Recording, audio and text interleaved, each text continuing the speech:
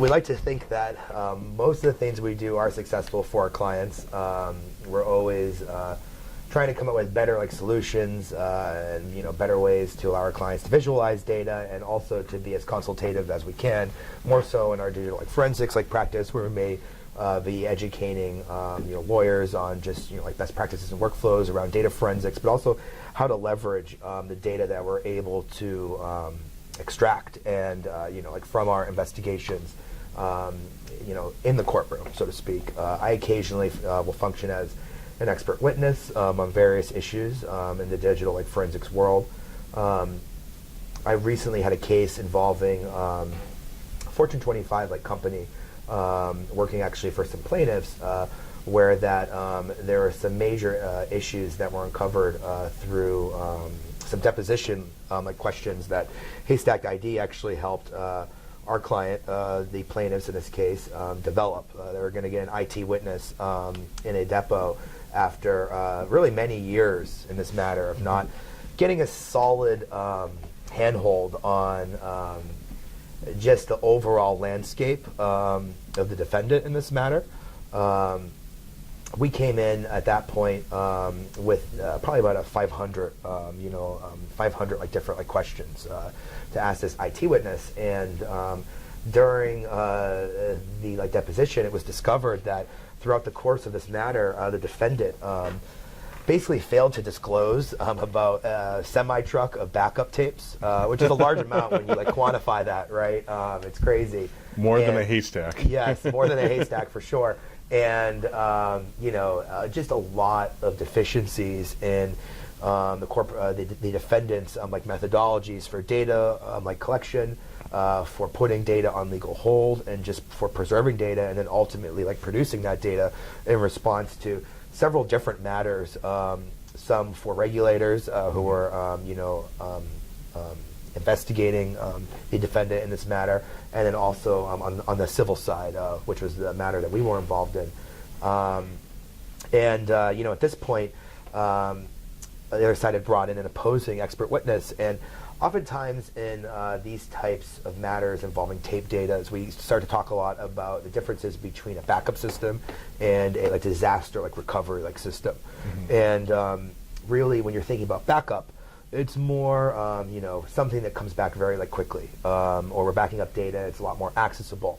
In certain situations, there's a thought or common argument you'll hear is that the types of systems in place at large corporations that involves tapes are for disaster recovery rather than for backup, and therefore restoring them is a much more costly and difficult process. Additionally, that was something we were hearing from the opposing expert.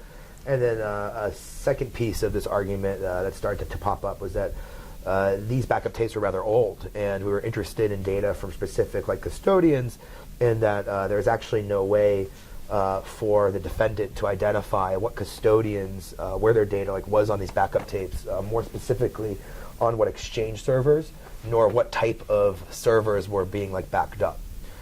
So we took a look at really what was a paper log, printout of the tape backup system. It's very obvious right away what servers were being backed up and the backup types. This company, many large corporations, which usually isn't a good idea, named all of their Exchange servers. The company name dash EXH01. 02, 03, 04. So, in the hacking world, right, it makes it very easy to know where your emails are, and also apparently in eDiscovery. So you're I'll take this tape. Right. So, at that point we had figured out how to say, well, hey, you have two trucks of backup tapes. We know the tapes now that could contain an Exchange server, but we weren't really able to answer the question, at least aside from we weren't able to answer the question of who lived where on what backup tapes.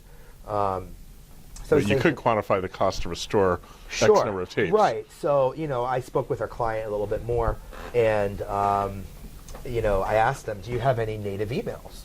When I mean by native emails, I mean, raw email data that was produced to you by the defendant in this matter. And they had a handful of emails, and there's a lot of metadata in emails. much more into from CC, BCC, and the body text. That, we're typically interested from a document review like perspective, and more just from a fact like discovery standpoint. There's many fields, and when I took a look at these emails, more in their deep meta, I was able to see the servers internally in the defendant's network that these emails were bouncing to. Yeah. So you could identify off the headers what specific Exchange servers and what tapes you needed based on the relay header info. Yes.